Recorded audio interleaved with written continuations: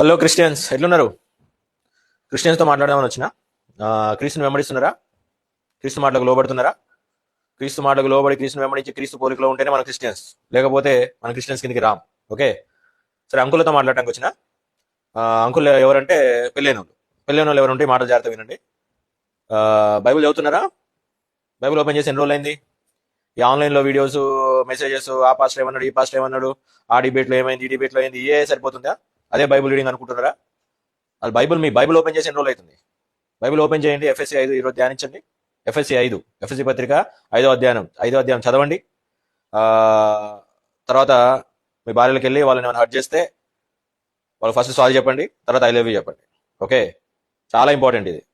భార్యాభర్తలు సరిగా లేకపోతే ఆ, కుటుంబం అంతా ఎట్లుంటుందో మనకు తెలుసు, పిల్లల పరిస్థితి ఎట్లుంటుందో మనకు తెలుసు. కాబట్టి ఫస్ట్ మీరు సెట్ అవ్వండి, ఆటోమేటిక్గా పిల్లలు సెట్ అవుతారు. Okay, FSC 5 ధ్యానించండి.